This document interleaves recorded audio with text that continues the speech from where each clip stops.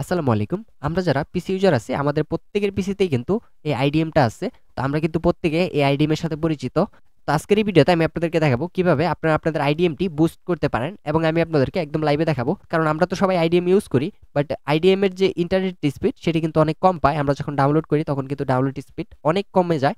কারণ আমাদের ইন্টারনেটের যে মেইন স্পিডটা থাকে ইন্টারনেট থেকে যেটি দেওয়া থাকে সেই স্পিডটা কিন্তু আমরা পাই না। তো আজকের এই ভিডিওতে আমি আপনাদেরকে দেখাবো কিভাবে আপনাদের স্পিডটি আপনারা বাড়িয়ে নিতে পারেন আইডিএম এ একদম লিগ্যাল পদ্ধতিতে আমি আপনাদেরকে দেখাবো। এখানে কোনো ইলিগ্যাল পদ্ধতি আমরা ইউজ করব না। তো আমি একদম আপনাদেরকে লাইভে আমার ইন্টারনেট স্পিডটি বাড়িয়ে আপনাদেরকে দেখাচ্ছি। তো সেম প্রসেসটা আপনি ফলো করলে আপনার ইন্টারনেট স্পিডটাও কিন্তু আগের থেকে অনেক বেশি বেড়ে যাবে। তো প্রথমে আমি এখান থেকে ইউটিউবে চলে গিয়ে আমার বর্তমান ইন্টারনেট স্পিডটা আমি আপনাদেরকে দেখাবো। তো এইখান থেকে এক্সাম্পল স্বরূপ আমি এখান থেকে যে কোনো একটা ভিডিও ডাউনলোড করে নিচ্ছি। তো সাপোজ আমি এই ভিডিওটা ডাউনলোড করব। ওকে, তো এই ভিডিওটা আমি এইখান থেকে আমি এটা 2K তে ডাউনলোড করে নিলাম। তো এইখান থেকে এটা 6 এমবি আছে বর্তমানে আমার ইন্টারনেট স্পিড। তো এখন আমি এখান থেকে এই স্পিডটাকে আমি আরো বাড়াবো। ওকে, তো এই স্পিডটাকে আরো বাড়ানোর জন্য এখন আমরা এইখান থেকে এই আইডিএম এর ভিতরে চলে যাব। আইডিএম এর ভিতরে আসার পর এখন আমরা এখান থেকে এই যে অপশনের উপরে ক্লিক করে দিলাম। অপশনের উপরে ক্লিক করে দেওয়ার পর এইখান থেকে কানেকশন এখানে 8 দেওয়া আছে, এখানে আমরা 32 করে দিব। এইখান থেকে 32 করে দেওয়ার পর এখানে আমরা ওকে করে দিব। ওকে করে দেওয়ার পর এখান থেকে বের হয়ে যাব।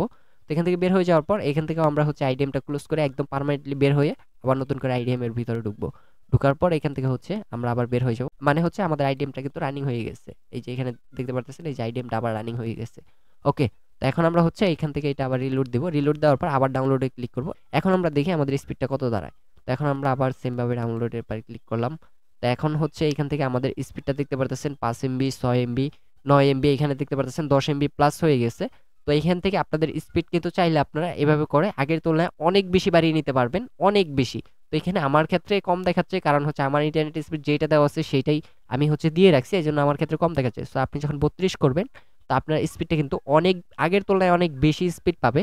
তো আপনি এটা একবার ট্রাই করে দেখতে পারেন, আশা করি আপনাদের কাজে দিবে।